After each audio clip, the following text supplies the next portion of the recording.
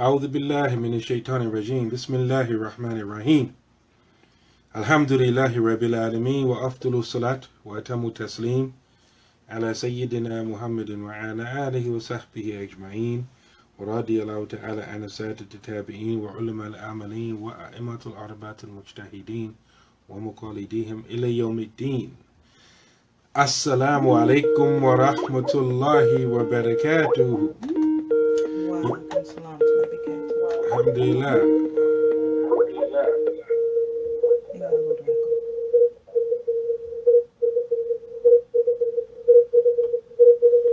You have to hang it up. Alhamdulillah.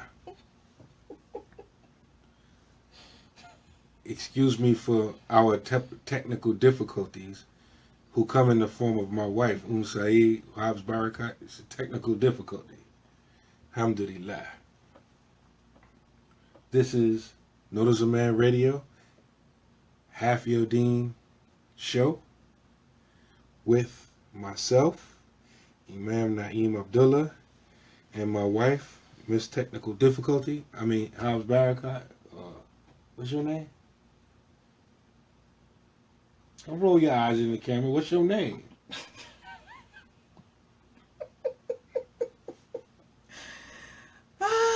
Wa alaikum salam wa barakatuh, family. I asked you what's your name. We did the greetings already. Listen, aren't you fasting? Yeah, I'm fasting. You fasting? Yeah. Okay. So don't test me. I'm not even bothering you. Any sa'im. I'm fasting. What? What's your name? You know what? This brother been bothering me for the last, hour or two or whatever.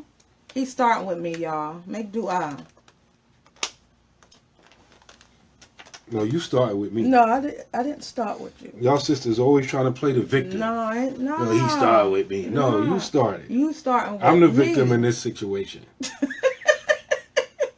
You can't be the victim all the time. No, you starting with me. And he over there trying to make me laugh. You know when y'all mess up, y'all be trying to make us laugh. Remember when Biggie was doing Faith, that stupid face he be giving her and doing that little song, doo doo. Like he trying to get her to laugh because he know he done messed up. About. You know what I'm talking about. You know what I'm talking about. That's what he been doing to me. That applies to only somebody that messed up. I didn't mess up. That's what you've been doing to me for the last hour or so. He didn't do nothing major, but he know he did something. So he been trying to make me laugh and doing stuff, stepping on my toe, poking at me, just doing stuff, just to see if he all right with me. You all right with me? I better be all right with you to see if I'm all right with you. Who are you to be all right with? Not to be all right with? That's what you mean? Who am I not to be all right with? Yeah, you know. You a mess. Okay, no, a whole mess. No, you a mess. A whole mess. Alhamdulillah. But anyway, mashallah, we weren't able to broadcast on Monday. And so we didn't want to not broadcast at all this week. So we decided to come on today. Alhamdulillah. And after Maghrib, or as of Maghrib, we know most of us will be entering those last 10 days of Ramadan. Mashallah. And we know the significance. We can give a little background on it in case this is your first time fasting in the month of Ramadan, that these last 10 days, mashallah, we are looking for a certain night, Laylatul Qadr. What do you mean the last 10 days? It's June 15th. What are you talking about? Oh, Ramadan. What's Ramadan? What's Ramadan? Oh my goodness. Well, a new Muslim would ask that question. What's Ramadan? Mashallah. But for those who, I hope you've been fasting all this Ramadan. I ain't talking about you, but the new Muslim. Yeah, I've been fasting all June. All June? Yeah. All June. That's not enough. What's this Ramadan stuff you talking about? What, the Ramada Inn? What's that? The hotel. They still got them hotels? Ramada? I don't know. We know that this night is Allah, well, as Allah described, is better than 1,000 months. Now, if you were to calculate that, that's about 83 years. It's better than that much time. And then you can actually liken that to someone's lifetime, like how long they would live, you know, basically. So this night is better than your whole life and what's in it and what you've been going through. So inshallah, let's take advantage of that. You may say, oh my goodness, I gotta stay up all night these last 10 days. I gotta go to work. I'm doing stuff. I have a life. Yes, that's fine. And that's understandable. But you gotta give Allah some of that time. We give everything, our undivided attention. But when it comes to something that Allah has commanded us to partake in, we find excuses or we try to slack up. We get very lazy. We got to get out of that lazy type of personas that we have. Who you calling lazy? Those who don't want to worship Allah during these last days. They don't want to stay up. I made my 5 prayers and go to Juma, eat halal. What else you want? Nah. You got to get more out of it. It's like, subhanAllah. What's your dalil you got to get more out of it? What's the dalil? What's your dalil? Show me the hadith where you got to get more out of it. The Prophet ﷺ, that's the proof. His sunnah, he increased his worship. Show me where he said you got to get more out of the last 10 days. He increased his worship. I don't have the proof. Is all in the hadith. Oh, you don't have the proof. It's all in the hadith. Hadith in the Quran, mashallah. The Quran and hadith? Mashallah, yes. So quote it then. Saying you all high. I just said. You Hasididi Muslims told me you gotta do more. I just said. Show me the hadith where I gotta do more. Allah Show me the hadith where I gotta do more. Allah says in Surah Qadr, Laylatul Qadr, the Surah. You trying to tell me Allah says in the Quran that we gotta do more in the last 10 days of Ramadan and Surah Qadr? That night is better than 1,000 months. All right, you said that already. Show me in the ayat. That's the proof. What do you mean that's the proof? That's the proof. You just said that we got to step up our worship in the last 10 days. Right. I read that surah. I never saw in that surah where Allah says you got to do more worship in the last 10 days. Sunnah oh, now it ain't in the Quran. Oh, now it's in the Sunnah. Right. Where? If you would read his seerah, you would know. Oh, now it's not the Sunnah, it's in the seerah. The seerah is about his Sunnah. Oh, now it's not in the Sunnah. It's in the books that's about his Sunnah. Oh, right. Okay. It's biography. Right. How you going to know how to do it if you don't know the person that was sent? Mashallah. How you're not going to know. You can't separate the two. Do you read Sarah? Do you read Sarah? I just want you to show me the dalil that I got to do more worship in the last 10 days. That should be simple, right? It is simple. All right, well, show it to me. You said it's there, right? I'll show it to you. Right now. I can't give it to you right now. I'm not doing nothing. I'm just going to make my 5 prayers. I'm going to eat my halal meat. And if I got to drive more than 2 miles to get it, I'm going to stop at Burger King and McDonald's, as our parents used to say, and Kentucky Fried Chicken, and you cannot hold it against me. Listen. Because it's a hardship. It's a hardship? Yeah. Dang, it sounds like it's hard to be Muslim. You may need to reevaluate your shahada. Who are you to judge? I'm not judging. I'm just saying to get the most out of it. Who are you to judge? Somebody's too hard to be Muslim. Yeah, you trying to say you trying to make me say I'm a kafir? I ain't saying that. I'm just saying, but I didn't say that. I'm just saying making that. But who are you to judge to say who should be Muslim? I didn't judge. Judges say that you this and that and other. But that's what you just said. I didn't just say that. You did say that. She just said it. It sounds like you got problem being Muslim. Who are you to determine who's going to be Muslim, who's not Muslim? I didn't say that. I'm just saying, like, you're struggling. Listen, like you said it, but you didn't say it? I'm saying my observation, and it doesn't mean anything. Right. Oh, so now the deen is built upon your observation. No, it's not built on that. It's built on sincerity. Oh, so now you see my sincerity now. Oh, now you can see my heart. Now you can see my heart.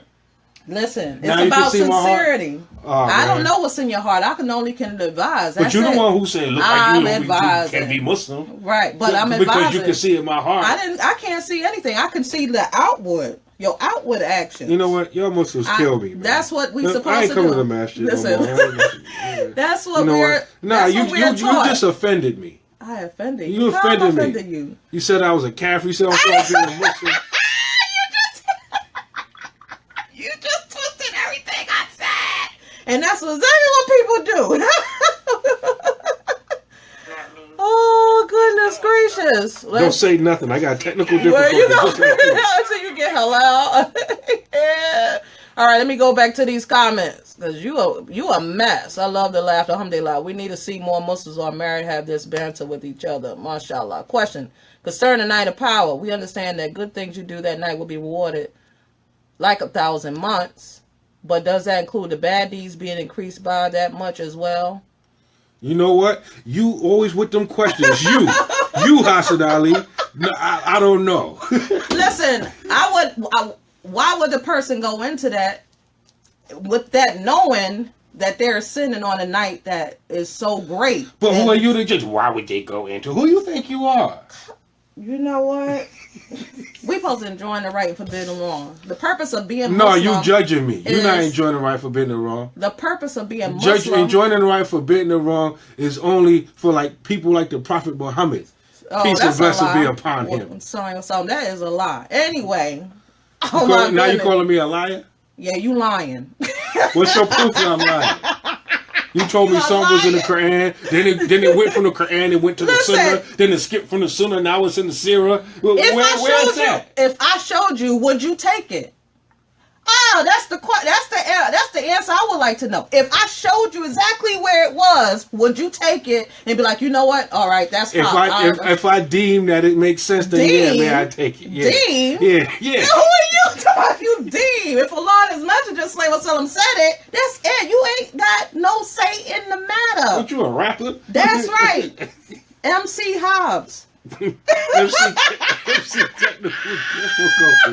MC technical difficulty. Ooh. Now, just to get a little serious here, Aisha, the wife of the Prophet, she said in a hadith, if I see it, hadith with an F. Hadith. Hadith. You know how we say hadith. Hadith. Stop. Hadith. Ha, dal, ya, fat. Hadith, okay? SubhanAllah. Listen, she said... with a raw. You heard the kubar? Stop. Listen. She said, if I see it, what should I say? Which is an indication that this day has signs. Okay? And with that, I know, right? SubhanAllah, he a mess. No, so there's signs. You call me offensive nickname. You know what? I'm a mess now. See, y'all Muslims, man. Y'all think y'all holy, righteous. Oh, terms of endearment. Yes, if I call you that, that means I really, really feeling you. Like, I like you. Like, I enjoy your company. That means if I'm a disaster, that that's you head over here. Right? You stalker material. No, if I'm a mess, that's endearment. Well, what's a disaster? Head over here. You don't get no terms. You don't get no words. You don't get no words. You don't get no tension or anything like that. So it's quite the opposite. But anyway, there are signs for it. So for some, scholars, there were certain things that they would say would happen, like is the way the sun rises, how it would look. But we can't take those things as signs for ourselves and say, well, if you don't see it, then you just give up, like, oh, I never get to see it. It's just something that Allah opens up for you. And it's dependent on the individual. And of course, it depends on your level of Iman. If you ain't been praying, ain't been doing nothing, ain't been studying the Prophet, you ain't been getting closer to Allah, how do you expect that day to present itself and you recognize what it is? You ain't even prepared yourself to receive it. SubhanAllah. The Prophet used to practice itikaf in the last 10 nights of Ramadan. He used to say, look for the night of Qadr in the last 10 nights of Ramadan. Yes, exactly. It said the odd nights, okay? And it's even said, like, even specific, the 27th night. But wa alaikum salam. Wa alaikum salam wa barakatuh. Alhamdulillah. Why every time I say salam, you gotta repeat after me and say salam? Like, what did you talking? I wasn't trying to. get I wasn't trying to barakah. interrupt your train of thought. I was just acknowledging I'm trying to get brother the made a barakah. comment because he said "Assalamu alaikum" after you read the comment. So I was just returning the greeting. Okay, but I can say it too. Or is something wrong with me saying return the greeting? Imam Naeem, you need to trademark that character. Give him a name. Which character? Miss Technical Difficulty? Yeah, Miss Technical Difficulty. Anyway, I'm the tech person, so don't play with me. You know my skills. But anyway. Who taught you your skills? Alhamdulillah, Allah gave me the ability to learn them skills. No, we nobody in particular. We got to get technical. Nobody in particular. What suburb? What suburb? What cause? What means did Allah use to give you It wasn't you. It wasn't you. Allah gave me akal, and He gave me eyes, and He gave me the ability to learn, mashallah. And He gave me YouTube. YouTube is very helpful. We know that. YouTube is a university. Do not sleep on YouTube. No, YouTube is the bomb, okay? The Quran was set down during the Laylatul Qadr. It sure was. So, subhanallah, just think about it. This night, are you going to sit around scratching stuff and watch reruns of stuff? No, we're going to watch the playoffs. Yeah, the playoffs, whatever. We're going to... How are you going to spend that time to catch it? Wa alaikum salam rahmatullahi wa barakatuh. You don't know who I'm saying, Islam. It don't matter if they Muslim. Wa alaikum salam wa barakatuh. I'm talking to Abdul Rakib and Abdul Mujib. You trying to restrict my blessings? On Mixler. You trying to restrict my blessings? Oh, now you trying to say that I have the the power rights to of a Muslim? No, you don't have. You trying to give me the power? You acting Where's like your Aqidah? What's your Aqidah? Where's your Aqidah? I have the power to intervene between you and Allah subhanahu wa ta'ala. Yeah, do you? Well, exactly. That's what you just said. You saying like, why am I saying it? I can't return the greetings? Oh, subhanallah. Wow. Ooh, I know you are Kawamuna and he said. Okay, but there's a limit on that. Yeah, exactly. As long as you know that. Okay, as long as you know that, I can give the. I'm clear on that. I'm clear too. You try to say I got the power to block your blessings. But you just said, why am I returning the greetings after you said it already? You trying to say something? No, I ain't trying to say nothing. What are you trying to say? I said it already. Oh, mashallah. But anyway, this is a time that we need to get closer to Allah. None of us is perfect. So during this time, we should be crying in dua. How many of us have gotten so cold? Like, we make dua, we make salat, we read the Quran, and it doesn't move us. It doesn't make us emotional. It doesn't help us when we contemplate on things. It's just like, oh, okay. Bismillah, alhamdulillah. Oh Allah, I beseech you, hereby, dutifully, please answer my prayer. Ameen. Right. So, are you getting the most, like, just thinking about your sins? Like, we all sin. Just think about stuff. There's stuff we don't even remember. But just thinking about the things that you can remember. Do you feel like, oh, I feel awful about that. I wish I hadn't done that. I know I was wrong. I know this is something that I have a weakness in, and I just can't stop it. I can't, pull myself away from it. This is the time to ask Allah to change it. You need to pull yourself away from that stuff. You really need to make tawbah. You. MashaAllah, you too. Alhamdulillah. Why are you pulling off? So the tawbah, the tawbah is our lifeline. We mess up so much that we got this mindset, well, I do these type of deeds and I'm good. I feed the poor. I do this. I give zakat. I do this. I do that. I've been to Hajj. Whatever it is. I'm a tech person. And we just thinking like, oh, we good. And we may not be good. There's something there that's just like a dark place in us that we have not acknowledged. And we think all that stuff is we just glaze over it and we don't ask Allah and put it on Front Street to Allah only. To Allah only. Not this going on Facebook, Instagram, Twitter, and broadcasting your sins. Whoo, alhamdulillah, I just made tawbah, y'all. Yeah. No, not even a tawbah. Oh, last night I was sleeping with this man. He was looking fine. I couldn't help myself. Or the vice versa. The brother, ooh, I got this chick. She was bad. Blah, blah, blah, blah, blah. We go on Facebook and tell everybody, tell our friends and everything like that. And then we broadcast the tawbah. That's not tawbah. We should be hiding our sins. This is a time that we can speak directly to Allah and ask him to cleanse us, to detach our love for that sin. Because a lot of us love the sins that we're in. We love it so much that we just can't see ourselves separated from that. And that's our nafs. Our nafs love it. That's why when you find yourself trying to read Quran or try to do something for the sake of Allah, we fall asleep, we get bored, it's just not comprehending and all that stuff, because we like that other stuff that our nafs like. We got to train it. We got to make it. We got to put that sucker in the headlock. We got to tie it down, hog tie it, whatever, in this month, so that the rest of the month, it'll be smooth for us. It'll be easy for us to worship Allah as we're supposed to worship him.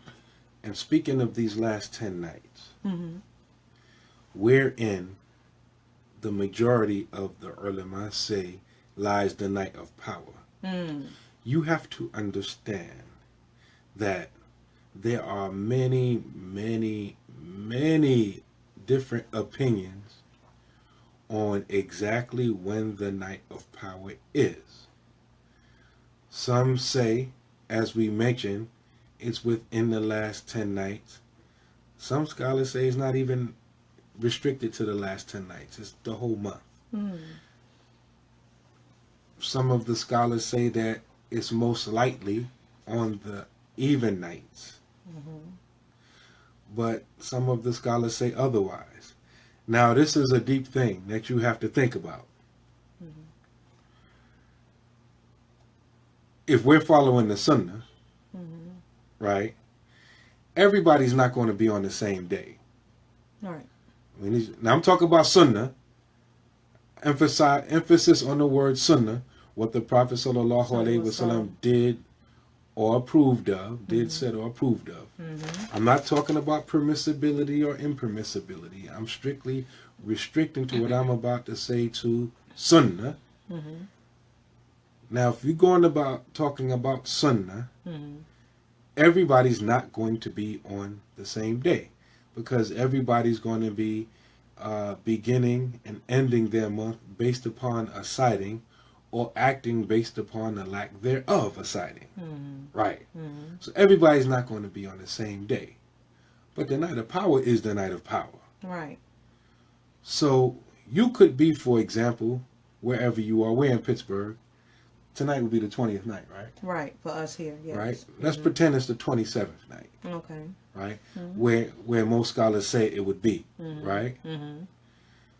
Maybe in your place where you live, they didn't see the moon. Right. So your 27th night, our 27th night, will be your 26th night. Right. Let's say that is the night of power this year. Right. So for you, it'll be an even night. For me, it'll be an odd night. Right. You follow me? But it's the same time period. It's the same time period. So it's not like it's a night of power on today, right? And then, okay, tomorrow's going to be a night of power for somebody else. Exactly. And you know that makes sense. I'm glad you pointed that out, because that's for anything like the Salat. The Salat is not for everybody. Fajr is for us at a certain time. Fajr for Saudi is a certain time. Like, you can't combine all the Salat and say, okay, Fajr is this time. If you don't make Fajr this time, today, it's not a Fajr. So it does make sense. So that time period is for that time period. I'm glad you pointed that out, because everybody is not on the same time frame as far as it being the 20th night. And so 27th. Well, today the 20th. Right. It may not be the 20th, and we should make somebody feel anyways, because they're not the 20th. Right. You know what I'm saying? That's why we have to seek it out. Right. We don't know when it's going to be. This also supports why different scholars had said different things. And I didn't mention this opinion, but it's also an opinion that's not even restricted during the month of Ramadan. It's an odd opinion. It's a weak opinion, but it is an opinion. So, the best, as what most of us know, that is most likely in the last 10 nights, is most likely an odd night, and out of those nights is most likely the 27th. But don't restrict yourself, okay, the 27th. No, it's the last 10 nights. Go hard for all the last 10 nights. Exactly. I was listening to a lecture, and alhamdulillah, the imam he gave a great parable. Now, we know people be getting these iPhones right? You know, when they purchase the new iPhone, what do? They make empty calf in front of the Apple store. Right, that night, right? That night, maybe that week or whatever, however long it takes. But think about the night of power. You wouldn't wait till Fajr or the morning to look for it. Mm-hmm. You go that night. That night, that's when you look for it. Because it's not going to be any more iPhones in the morning time. Exactly. Them people already in line. You're not going to skip them. They already put the time in to wait there all night. Probably paid people to wait there. And they do have that, by the way. That's a business. People wait in line for people. And they pay them so they can skip the line. But anyway. And if it's a real hot version of the iPhone, you can't just come the day before. You got to come several days ahead of time. Exactly. Probably got to make a reservation or have you. Yeah. So let's look at that as the night of power. We don't know when it will be. We don't know. There's opinions on when it will be. So why wait for a particular time? Just look for it that whole period as if you want to catch it, to make it, a good chance to catch it, because you don't know. That's like if you take public transportation, that's like you expect the bus to be at your stop at 8:52. Mm-hmm. So you get to the bus stop at 8:52. And like, where the bus at? It's already gone. Well, it came at 8:50. Well, they wrong. Right. You could argue, you could call the Port Authority, or you what? Guess what? The bus is not going to go in reverse to pick you barely on time behind up. You're late. You missed it. Subhanallah. So, we talking about this, I did want to mention our sisters. Mm-hmm. Some sisters may be on their mints. They may be experiencing height. During the month of Ramadan, if they're not pregnant, and even if then you may have your mint. And you say, so what is left for me? I can't stand up during the night. I can't pray. What can you do? Now, according to three of the madhabs, they said you cannot read the Quran. That's not the case with the Maliki fiqh. I follow the Maliki fiqh. You have to. When I say read, you take the Quran, the Mus'haf. In other words, you cannot, a woman on her menses cannot touch the Mus'haf, right, period. Right. Cannot touch the Mus'haf, period. But you can recite it from memory. Okay? You can, so if you know it. It's a rukhsah in the Maliki school. Right. For the Maliki school. Right. It's not the rule, but the rukhsah. What's a rukhsah? It's an exception. Exception, not the rule. Right. It's not what you do normally. Right. It's exception to the rule. Yeah. So, if you follow the other madhabs, then you would result. That's the word. That's not the word, but you would do something in place of that. You may make dua. Certain duas. Yeah. What if you don't follow no madhab? Like consciously? Yeah, consciously. You don't follow no madhab. You don't follow no madhab? Yeah. You're going to follow, you follow a method whether you like it or not. No, a lot of people say they don't follow no method. People follow the method whether they like it or not. We do Mr. Potato Head method. You get an arm from over here, fake rolling for these, Maliki right here. I don't follow no method though, but this is a pink for the Maliki school. Right, that's what Let me get a Shafi leg right here. Let me get a Hanafi leg. But they wouldn't even know that's it. When you first come into the deen, I was Salafi by default. I didn't know. I was doing things that Salafi. I didn't know what a Salafi was or anything. We're not going to go into that because we're going to... When you came into the deen, they weren't even calling it Salafi then. They didn't choose to call it that name. Well, I was following their dawah. Yeah. I was going to follow their methodology. Yeah. So usually when new Muslims come in, they don't know what they're following. All they know they're following the Quran and the Sunnah. They don't know like which way is using chopstick considering touching. Alhamdulillah. We got Satima listening. Alhamdulillah. That's our brother. He's Imam Ratib of the Masjid in Gambia. Alhamdulillah. Assalamu alaikum. MashaAllah. Well, according to the Maliki fiqh, touching is when you're touching skin to skin. Yeah. Yeah. So that one, and touching the Quran. According to all of the schools, touching is, like you said, skin to skin. Mm-hmm. Right? So you acknowledge that, right? Right. Just remember, it's a side note between me and you. Right. Anyway. You know what? But as far as the Quran, is it the Maliki opinion?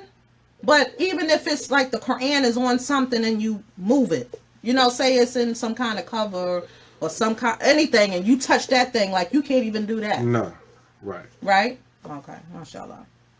So, to be safe, the mushaf, it's not a mushaf is not a mushaf if it has a translation in it. So if it has Arabic and English, that's not a mushaf. Technically speaking. Technically speaking, that's not a mushaf. So you shouldn't be touching the Arabic letters on the book. So Tafsir, technically speaking, is not mushaf. mashallah. Like you have all Arabic, Tafsir, Jalalain, Ibn Kathir, whatever. Technically speaking, it's not considered a mushaf. But I will say, and any scholar will tell you this, even though it's technically not considered a mushaf, it still has Quran in it, and you still have to treat it with the highest level of respect. Right. You don't use it as a footstool. You don't let it collect dust. You should put it in the highest elevation in your house, sitting on the shelf, not at the bottom shelf. You treat it with respect. You don't bring it to the bathroom, subhanallah. So, mashallah. I want to get back to this tawbah. Why are you talking about tawbah? Because we need a cleansing. A lot of us needs a cleansing, and we... Why you have given people? Up. I'm speaking to myself first. We need a cleansing. Some of us feel like we've done so much, like we can never, come clean. Like there's nothing that we can do to make up for the thing that we've committed, and that's a no. Because Allah tells us in Quran, I'm not sure where it is exactly, but Allah mentions how we transgress against ourselves. So we always, doing stuff that's against our Why soul. you emphasize that you don't know where it's at exactly? Because you over there talking about where it's in the Quran, whatever. I'll get to How it. I know it's in there? I'm supposed to take your words? I'm supposed You to, ain't gotta I'm take supposed it. to do taqleed Go of you? hustle done. Hustle done. Husnul done? Husnul done. What's Yeah. hustle done? Hustle done. Hustle done. You know. Listen, you better stop. Your country for me. is coming out. I know my country. So, see, you over there got me all messed up. So we should take this opportunity during the month of Ramadan, especially during this last 10 days of Ramadan, is to ask Allah to clear our slate, to put it in our hearts, to detach ourselves from the love of that sin that we have acquired. Detach ourselves from that and attach ourselves to Him through His Prophet Sallallahu Alaihi Wasallam. Like, make that your sincere dua, and know that Allah forgives. He's all forgiving, most merciful. He say that over and over. The shaitan tricks us to think, oh, Allah's not gonna forgive you. You did that same sin like 1,000 times already. It's over with. It's over with. Ukti, just forget it. No. As long as that time that you're seeking tawbah and you're sincere that I'm not going to do it again, Allah will and can forgive. We got to have that in our mind. Allah will and can forgive if He want to. A lot of times, in that same vein that you're on, you got to remember, Allah subhanahu wa ta'ala told us on the tongue of His Prophet sallallahu alaihi wasallam that He, meaning Allah, is in the opinion of His slaves. Mm-hmm. In other words, a lot of times we shortchange ourselves in our supplication because we think we done sinned so much that Allah can't forgive it. Or what I'm asking for is too big. Allah ain't gonna get that to me. How you know what Allah ain't gonna do? What gives you the ability to say Allah can't do something? SubhanAllah. Allah fa'alu lima yurid. Allah does what He wills. Exactly. So whatever you don't put no cap on it. This ain't corporate America where there's a cap on your salary. There's a glass ceiling to your dua. No, you ask Allah for any and everything that you need and want. Right. Ask for it. Given that and then when you ask for it, don't think, well, Allah may not give it to me because it's a lot. It's not. It's a lot to you. It's not a lot to Allah subhanahu wa ta'ala. Exactly. And be careful what you ask for, because Allah just may give it to you and you may not be prepared to receive it. So be careful about your du'as. But Allah says also in that same verse, do not despair the mercy of Allah. Mm-hmm. We've given up and just feel like, oh, all is lost. I'm too far into this. I'm committing zina. I love, having relations outside of marriage. It turns me on. I can't find myself to cut myself over that. Or is it some kind of drugs? I'm into drugs. I like to drink. I love it. I can't see myself disconnected. Stuff is going on in my life. Go to Allah. You got to create an immunity. You got to create in yourself a way to disconnect yourself from that. And this time is a great time to get into the regimen of dhikr. I need to get past you for a minute. Okay. This is the time to get into a routine of dhikr. For instance, the Prophet ﷺ, he's taught us, alhamdulillah, is to make istighfar 100 times in the morning, 100 times in the evening. Let's think about it. Do we do that? When we get up, what do? We just get up, go about our business. We might make salat during the day, but do we sit there and ask Allah to forgive us? And then at night, we return home, or what have you, from coming from wherever you've been, if you went anywhere. Do we ask Allah to forgive us at the end of the time, seeking for His forgiveness to wipe our slate clean? We got to create a regimen of doing that every day, and it doesn't take long. Along with that, sending salawat upon the Prophet ﷺ 100 times in the morning and the evening. Think about it. Do you do that on a regular basis? If not, we got to start doing that until it becomes part of us. We got to stop allowing our daily activities to compete with our worship. It's like our daily activities outpowers our worship, and it's more appealing to us than the actual worship. SubhanAllah. So let's make it, do it until it becomes a part of us. And then there's sometimes, in our salat, we're supposed to have our attention on Allah. We're speaking to Allah. We know that's our direct line to Allah, but some of us, our salat aren't on that level. We're thinking about everything else. Take a quiet time out, and it's just you and Allah, and you talking to Him straight. You don't even give Him no tricks and no embellishment. Just give it to Him raw. Allah, my shortcomings is this. You know what's wrong with me. You know what's going on with me. Help me. Help me. We got so, like, we too big to ask Allah. We just too ashamed to ask Allah. He want us to ask Him. SubhanAllah wa bihamdihi. Alhamdulillah. Yes. If you say that 100 times a day, yes, that right. Allah will forgive you your sins as if they are the form of over the sea. SubhanAllah. So there's so much we can do. And back to my sisters that are, experiencing ments. If you don't have a regimen of worshiping Allah or remembering Him or anything like that, it's either you don't or you do. Some of us, we use that time. We pay attention to more of the time that time that we don't have to pray than how I'm going to up my ibadah during that time. We don't think like that. We're thinking about, I get to wear my nail polish, or I get to wear some this, that, and I do these things that I can't normally do any other time. We pay attention to that more than what is more important. And it's the worship of Allah, because Allah tells us in Quran that the purpose of Him creating jinn and men is to worship Him. So everything that you do should be accordance to that, regardless of what you do on a daily basis.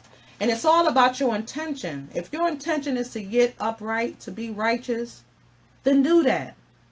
That should be our goal, is to be righteous. Don't look at it as, well, who do you think you are to be better? You're supposed to be better. That's what your whole experience here in this life. Because we're supposed to be in this life as if we are a stranger and a traveler. How do a traveler and a stranger live? They don't have a home. It's not permanent. They know it's not going to be here for long. I know I'm not going to be here long. I'm about to go somewhere else. That is our life here. That's how we should live our life. Like, we're not going to be here longer. We know Allah is going to call us. So when we are in our worship, especially these last 10 days, after this, Ramadan is over. Just think about it. Ramadan is over. That's it. It's over. You can't go back. Let's make this Ramadan the best Ramadan we ever had. And if this was the first Ramadan, make it the best, and hope that Allah will give you more Ramadans after that. MashaAllah. Yes, sister, you are so right. Making istighfar and sending salawat on the Prophet ﷺ is the key to all the success of the human being. Yes, and we know that when we say our prayers upon the Prophet ﷺ, He returns it. We give Him peace, we send Him peace, He returns it back to us. He's not dead. He's not dead. And we are considered misers when we don't give Him the prayers upon him. When we hear his name mentioned, we don't give him prayers upon him. Well, you even got some people got the mind saying, well, I already said prayers upon the prophet. I already said it. I don't have to say it no more. No, you do it over and over and over. You send them, you're showing your love towards the Prophet Sallallahu Alaihi Wasallam. He is supposed to be dear to you more than anything else. Anything else. Allah and his messenger should be like so close to you that you can't even fathom in your mind that if you were not to remember Allah any day, if you were not able to send prayers upon him, that you will be okay. Like it'll just be something, just a disconnect. It's just something like you're missing something. So with those, that regimen of doing the du'as, asking Allah forgiveness, praying for the ummah. This is the time now that we should be praying for the ummah. And we know that when we make du'a for the ummah, for people that are not there, the angel said, Ameen. And we know that the prayers are needed for the ummah right now. You know, we're going through stuff, subhanAllah, as Muslims. You just had the fire in London, the tower, where it just looked, subhanAllah, it was just engulfing flames. And I was looking at some videos where the people said if it wasn't for the Muslims coming there to help, it'd have been more deaths. It'd have been more people dying. But nobody want to broadcast that. They want to talk about the wrong that some misguided individuals that call themselves Muslim is doing. You got white men shooting up places, killing people. Ain't nobody talking about that. Real quiet. No pictures. No background. No criminal background it's announced or anything like that. But as far as Muslims, you have an act of bravery. You know, Muslims acting courageous, helping their fellow human beings. Like everybody wasn't Muslim in that building. And the non-Muslims was appreciative. They said, thank you for the month of Ramadan. This was coming out of a non-Muslim's mouth. And I'm assuming that because that's how she said it. Thank you for Ramadan. Because if it wasn't for the Muslims coming from here and there to come to us, bringing us wool and all this stuff, it'd have been more deaths.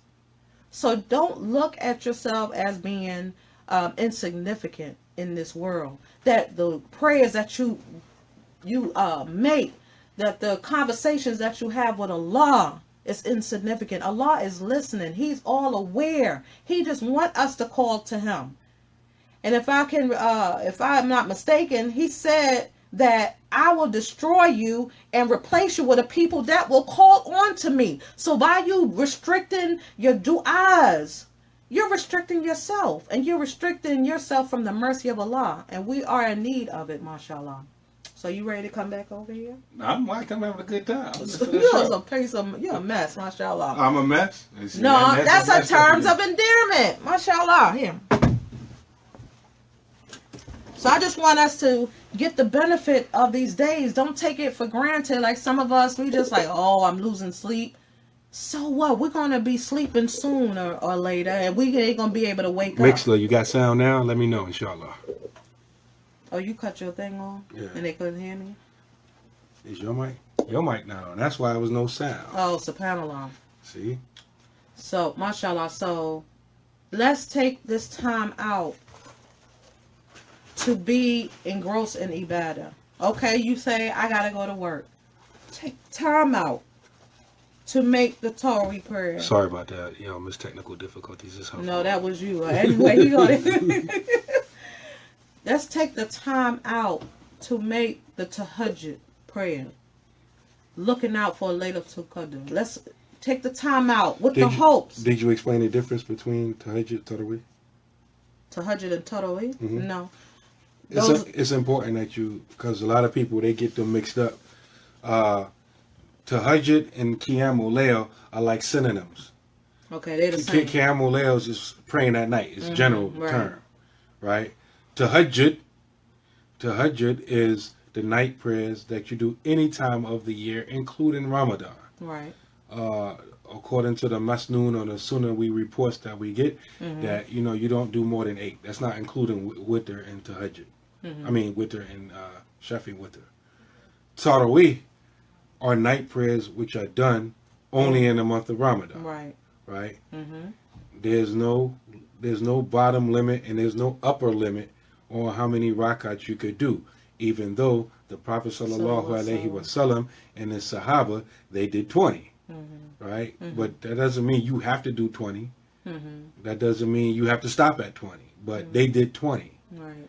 So so when we talk about tahajjud or qiyamul layl, that's in addition to tarawih. Right. Okay. Thank you for pointing that out. Yeah. And with the tahajjud, like I'm saying with my working folk, Mm-hmm. you may say, well, I can't stay up all night. It's best for you to do it before you go to sleep. You shouldn't. Normally when you making the tahajjud, Mm-hmm. you go to sleep after Isha, and you wake up in the middle of the night, and you make that prayer. Right. But now we're in the time like Ramadan, the nights are short. It's basically impossible to go to sleep after Tawari prayer, after Isha prayer, then make it. So it's best to make the tahajjud or qiyamul layl after Isha and then go to sleep. Right? Mm-hmm. Okay? But you want to get it in. But you want to do this all the time. You want to do this until the day you die. Once you start picking up some type of act of worship, you want to keep doing it because Allah loves consistency. He loves it, even if it's small. It's funny He wants you to keep doing it over and over and over and never stop. Because Aisha was like that. When she started something, may Allah be pleased with her, she never stopped doing it. If you're a giving person, stop giving. Don't ever stop giving. You know, if that's the ibadah that you do, you want to keep it doing over and over. And outside of Ramadan, you know you got to go to work. You want to make the tahajjud prayer. Do it after Isha if you have to. But do it. Never stop. And we are creatures of habit. We like to start stuff with the intention, I want to do this. And then after a while, and then I don't do it no more. I need to do it again. Train yourself. Develop that immunity from that laziness. Because we've gotten lazy with our worship. But when it comes to that 9 to 5, when it comes to our money, when it comes to something that our nuffs want to do, that TV show, the TV show, we're going to do it. We're going to put the DVR on. We're going to set it. We're going to make all this preparation to make sure we don't miss a thing. But when it comes to our worship, it's as if it's a option. You know, it's not important. It's like, well, I'll get to it. I already doing the 5 prayers. That's enough. Yes, that's enough. That's the bare minimum. You have to do that. But just say that your prayers are not accepted. We know that when we go before Allah, our salat is going to be judged. And if it's not good, the judgment of that is not good, everything else that we did is out the window. You ain't got no chance. But if you do those extra prayers, the nawafil, if you do extra things in place of the obligatory, then maybe Allah's mercy will be granted. We be playing Russian roulette. We be gambling with our deen, with our hereafter. We just know, I do my 5 prayers, I'm good. Okay, alhamdulillah. But then Allah judge you on your prayers. One of those prayers, just say one of them. Well, when you made Fajr, your wudu wasn't correct. So it wasn't the prayer. So look at there. You didn't even have a Fajr. It wasn't accepted. And you went on life like, I'm just going to do the bare minimum. I ain't doing nothing else. No, we got to do up and beyond. When we at work, you have a boss. You do up and beyond because you want that raise. You want him to recognize you or her to recognize you so that they can promote you or give you a raise, your paycheck. But when it comes to the deen of Islam and our daily life, we just slack. We're just, I'll get to it. Well, Ramadan is here. Oh, it's such an inconvenience. That's how our attitudes are. Oh, it's such an inconvenience. I don't get to sleep much. I don't get to eat what I want to. And it's like, subhanAllah, like, you sound like you're miserable. You need to check that. My husband works late, so we pray tahajjud at about 1 a.m. And it's a beautiful sunnah regarding that tahajjud. Because the hadith stated that the man wakes up and he sprinkles water on his wife that's asleep, so that they both can pray. Or maybe she wakes up and she sprinkles water on his face to wake him up. Do you do that with your spouse to bring them closer to Allah? Do you help them? Do you do this on a consistent basis? This is what's going to cause love and mercy that Allah says. This is what's going to cause it. And there's nothing that can break that, because your marriage is based on La ilaha illallah Muhammad Rasulullah. It's not based on what he looked like or what she looked like or how much money he got or how much money she got. It's about La ilaha illallah Muhammad Rasulullah sallallahu alaihi wasallam. And nothing can break that. Nothing. Mm-hmm. That's why people go around here talking about, oh, I can't get married, or why they married. What he see in her? What she see in him? It's a spiritual thing. You will never get to understand because you're superficial, sister. You superficial, brother. You'll never get that. You'll never get that. You ever see a brother, not even a Muslim, just a man with a woman? Mm-hmm. The woman look horrible. Mm-hmm. Like, ill. Mm-hmm. But he don't see ill. Right. And stop with the tax return jokes. Right. No, but he really loves her. Why? Mm-hmm. He probably sees the same thing you do physically, but it's something that you don't see that he sees. Right. She's a good person. Right. Right. And vice versa. These sisters, ooh, dude look gruesome. We look horrible. Yeah, why she with her? I couldn't wake up to that. What's that? Yeah. Yeah. But he's a good person. Mm-hmm. You know. SubhanAllah. So, you know, we be missing a whole lot on the spiritual level. We don't have the eye. We don't have that firasa. We don't have that insight Allah gives some of us. Some of us can see stuff, and it's a blessing. It could be a curse and a blessing, because if you ain't using it right, it could be a curse. But some people, they just walk around with, you know, in ghafla, with heedlessness. They just don't know what's going on. They're just living, whatever's happening, you know. And they don't have no purpose. They don't feel like they have purpose. There is purpose, but they have not adopted that purpose. Mm-hmm. And so we got to be mindful. If you didn't get it right all Ramadan, it's time to get it right now and keep putting it to practice. And we got to put away ego, arrogance, those things that are in us that prevent us from being better people. We like being ratchet. We like being harsh. We like being that person that people, every time they say, oh, I can't stand my, every time they get around you, they want to run the other way. And you wonder why people don't want to be around you. Look in the mirror. See what you can change. There's something that needs to be changed there. And if you can't make a change, then alhamdulillah. And if you're able to help someone to make a change sincerely, and that's what that hadith is stating. Ad-dinu nasiha. The deen is sincerity.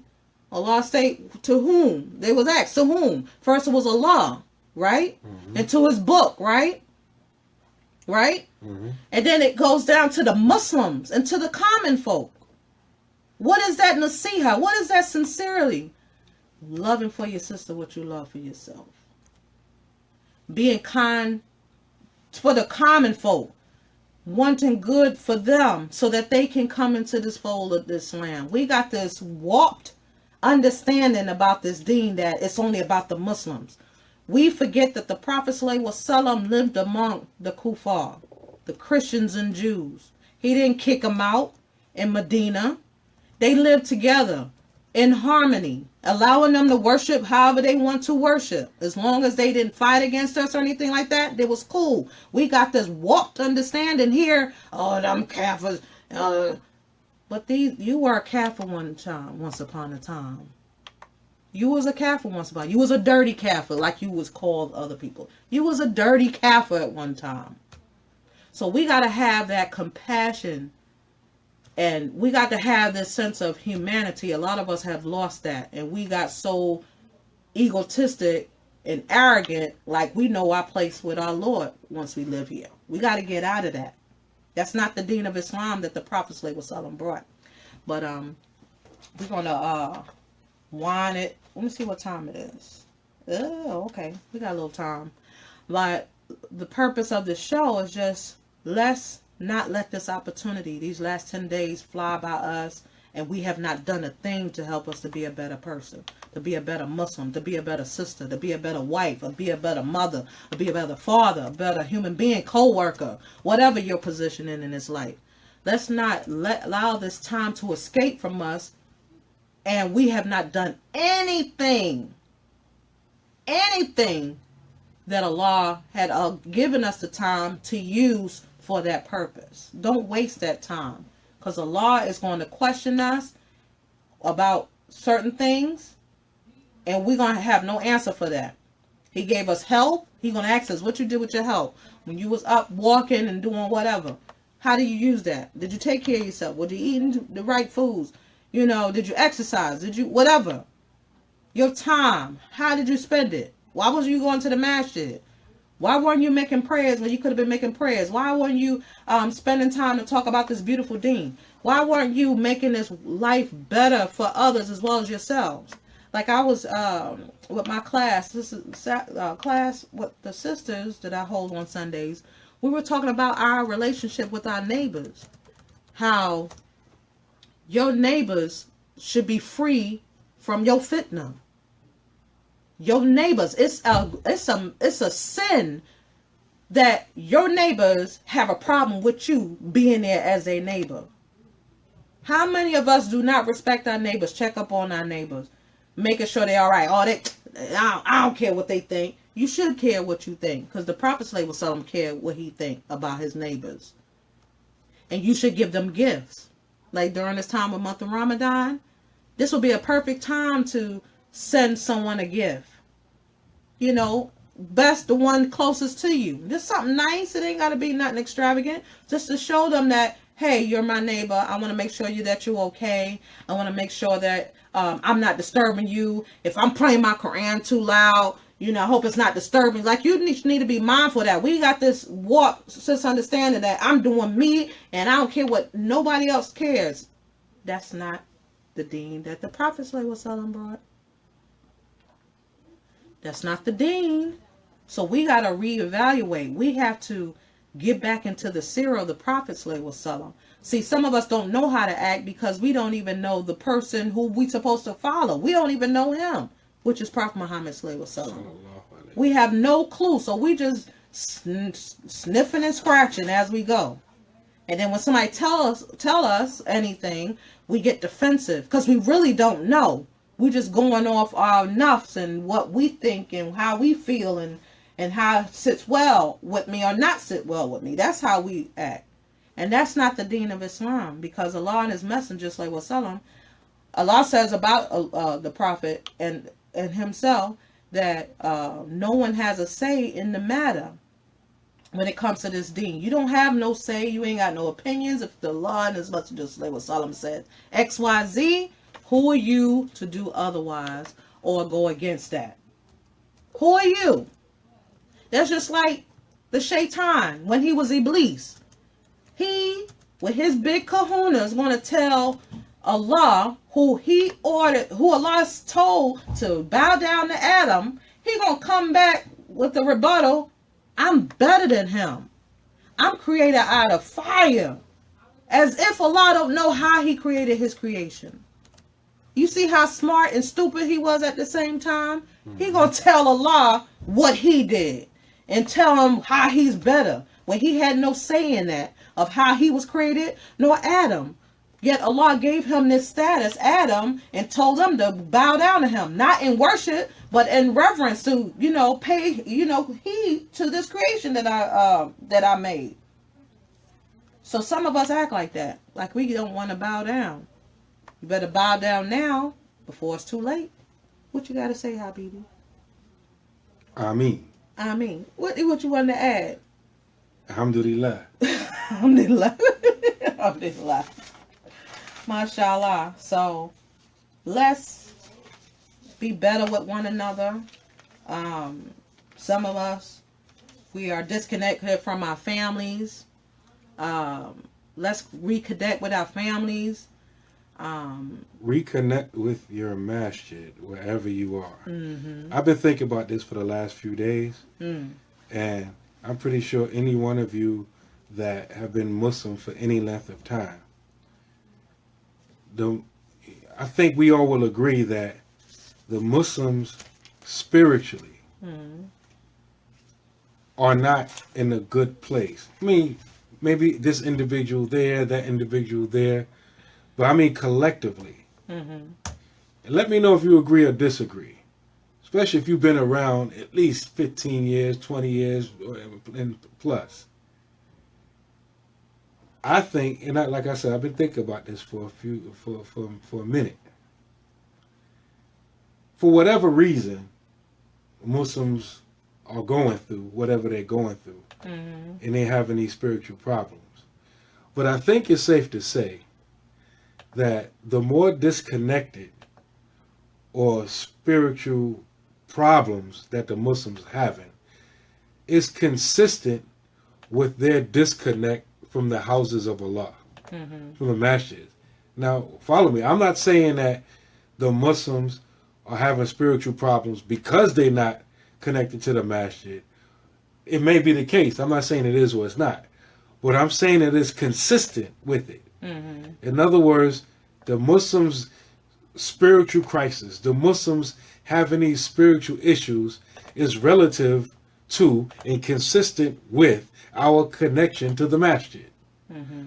Because we're living in an age right now where majority of Muslims have no connection with any masjid. Right. And even the ones that have some type of connection with the masjid, they just like floaters. They don't, And because, and I'm seeing it firsthand because I'm an imam. Like before, it's like when a Muslim died, you just order, oh, he go to masjid such and such. They're going to take care of it. Now a Muslim dies, they're up to the mercy of whoever was around them when they died. Their family or their friends. Oh, he's Muslim. Let me go and Google a masjid. Let me see if they can handle his burial, because I knew he would want to be buried as a Muslim. This is the time period we live in. That's amazing for somebody like me.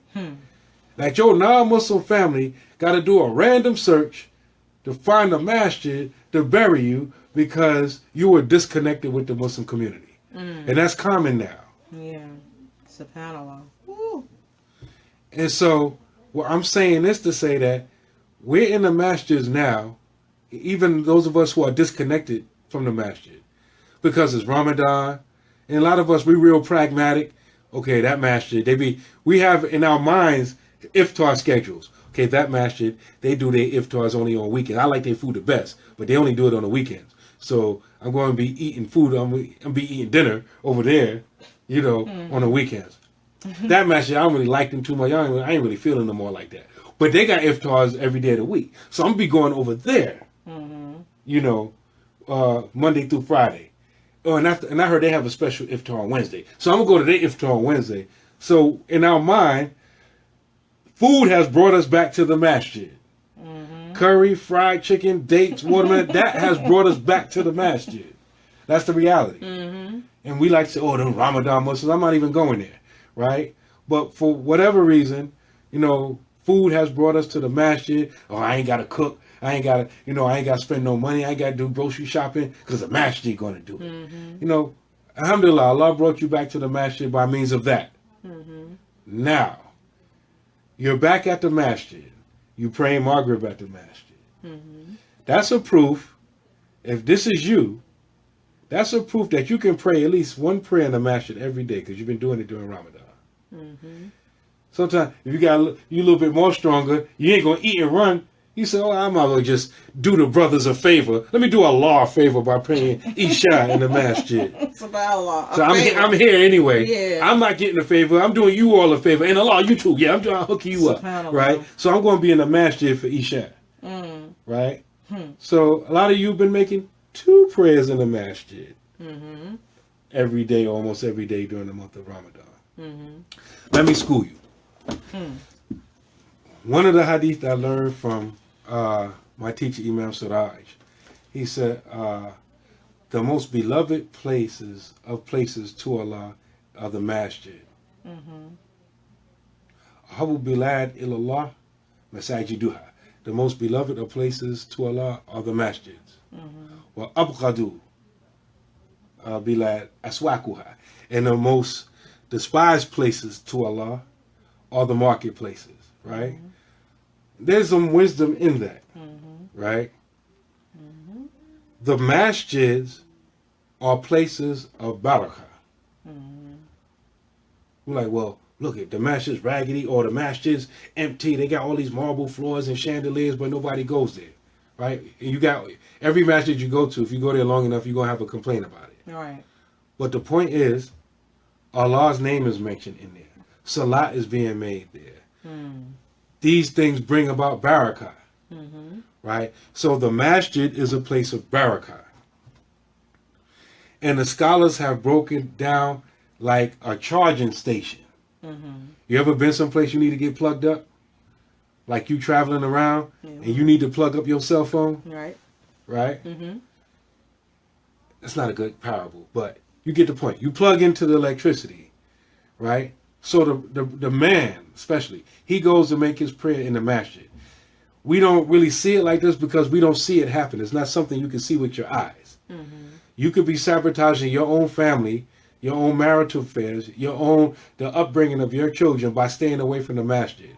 Why? Because you're not plugging into the spiritual charging station, which is the masjid, making those prayers in congregations, in those classes, remembering Allah subhanahu wa ta'ala. You're not getting that. So you don't get it. So you have nothing to bring home to your family.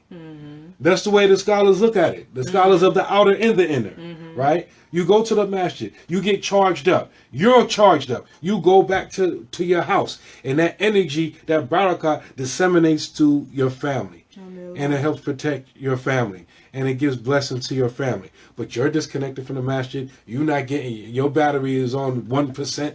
Right? And then you go home, that 1% is gone, you're dead, you have nothing to give to your family. And so it's like a spiritual nightmare. And this is one of the things that we take for granted now because, we believe in the unseen when it comes to some dunya, some technology. But we don't believe in the unseen when it comes to our spirituality. Right. We don't, as Muslims, we become secularists. We don't do it because we don't see the tangible benefit in it. We can't, when I say see it, I mean see it. See, smell, taste, or touch it. We can't recognize it or interact with it on a sensual level or with our senses. We can't do it, so we don't practice it. And so that has an effect on our other affairs in our lives. SubhanAllah. We don't come to the masjid because it's going to cost me $3 in extra gas money. So that's why we're not at the masjid. But you don't realize that you could have been getting some barakah, which could have in turn affected how much money you made, and that $2 or $3 in gas wouldn't have hurt you. And so I'm saying all that to say is the dunya brought you to the masjid. The dates, the water, the curry, the basmati, the baklava, whatever they all making in your masjid. Alhamdulillah, we got multicultural masjid. So you're going to get some curry, you're going to get some fried chicken, you're going to get some collard greens, you're going to get some macaroni and cheese, you're going to get some mashed potatoes, you're going to get some meatloaf, you're going to get some, what's the rice with the meat in it? You're going to get some biryani, you're going to get some all of that here. So alhamdulillah, so you go, depending on what night you come, you're going to get all of that here. So whatever that food is that you like, it brought you to the masjid. But that don't have to keep you in the masjid. And habits, they say, are normally formed if done consistently for like 40 days. Ramadan is 30 days, 29 days. You're almost there. Form the habit of coming to the masjid. Form that habit of coming to the masjid. Don't be slack with it.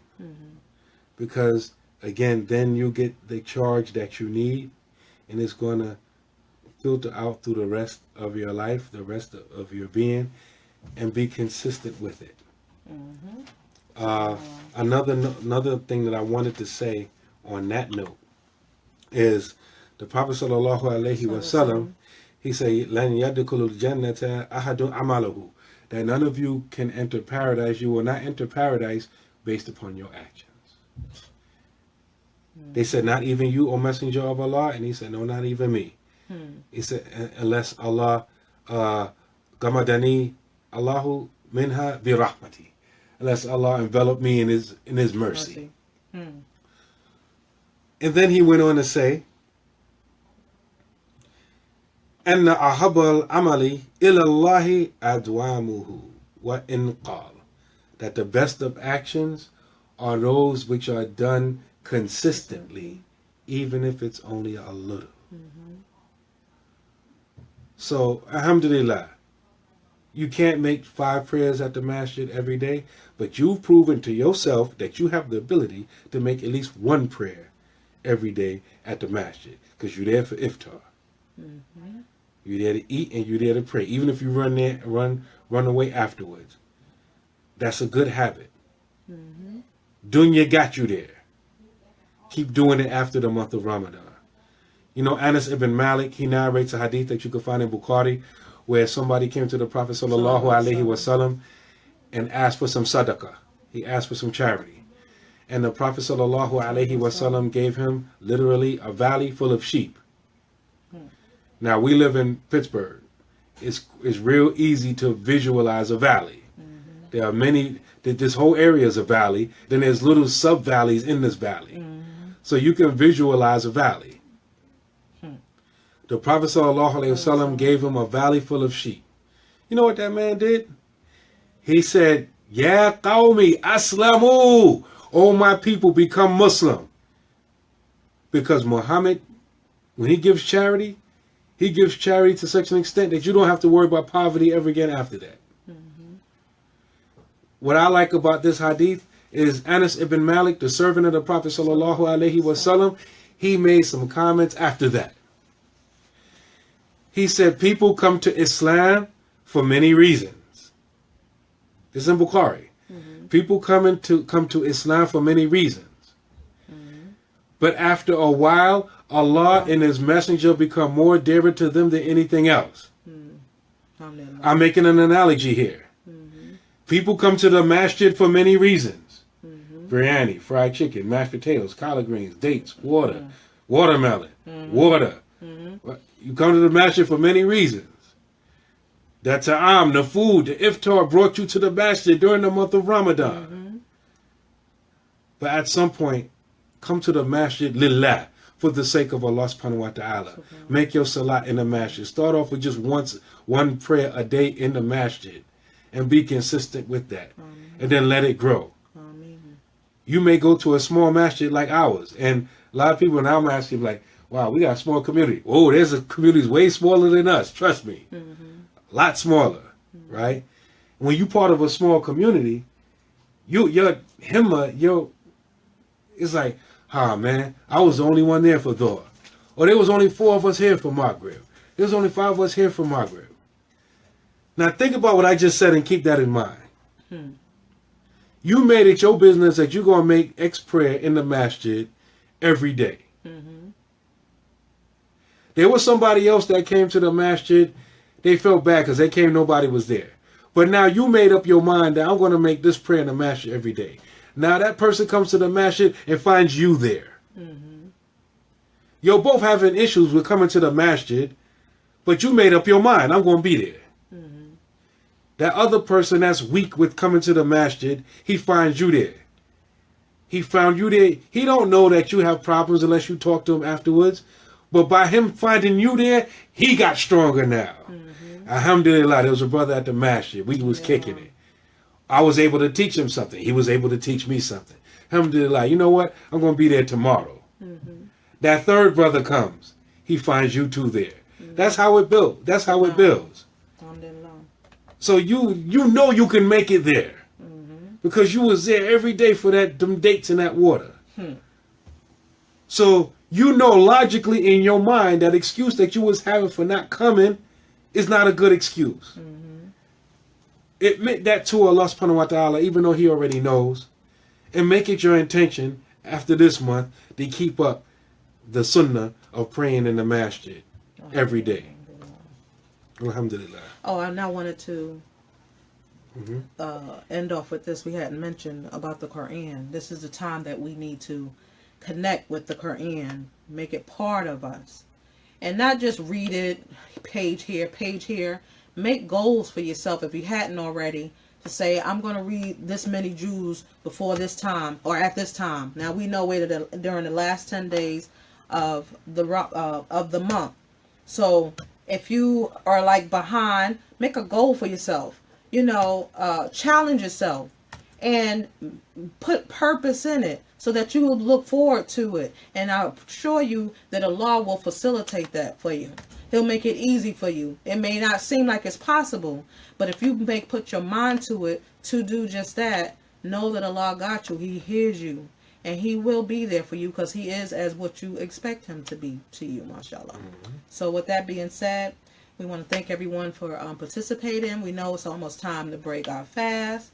Alhamdulillah. Well, people back on the East, they might be breaking their fast already. Oh, yeah. So, I hope you're enjoying that iftar. Keep the Muslims in your dua. Keep the ones that are homeless. Make dua for the ones that lost their lives in that fire. Those who are sick. Ask Allah to heal them. Ask those that are going through, situations. May Allah make it easy on them. And ask Allah to make us more truthful, more sincere in our worship to Him. And ask Him to bring us close and not away from Him. Ameen. Ameen. Alhamdulillah. Ameen. May Allah accept your dua. May Allah give you all the strength, the energy, and the determination and the desire to go all out in your worship for these last 9 or 10 days that we have left. It can change your life. Trust me. It can change your life. If you staying up for Maghrib and then obviously staying up for Maghrib for iftar, but then you making Isha, right? And then you waking up all early for suhoor. You're only missing out a few hours of sleep anyway. So this is the time to go all out, inshallah. 9 days left. Inshallah. So with that being said, we'll be back, inshallah, next Monday. Maybe. Well, it depends. Right? SubhanAllah. Yeah, for us it may be Eid. It may be Eid. Well, it depends on the situation. Well, we'll be back next week, inshallah. Yeah, next week sometime, inshallah. If not Monday, inshallah. Inshallah. All right. With that being said, subhanakallahumma wa bihamdika ashhadu an la ilaha anta astaghfiruka wa atubu ilayk. Wal asra innal insana lafi khusr illa alladhina amanu wa amilu salihati wa tawassaw bil haqqi wa tawassaw bis sabr. Assalamu alaikum wa rahmatullahi wa barakatuh. Assalamu alaikum wa rahmatullahi wa barakatuh. Shukran for listening. Alhamdulillah.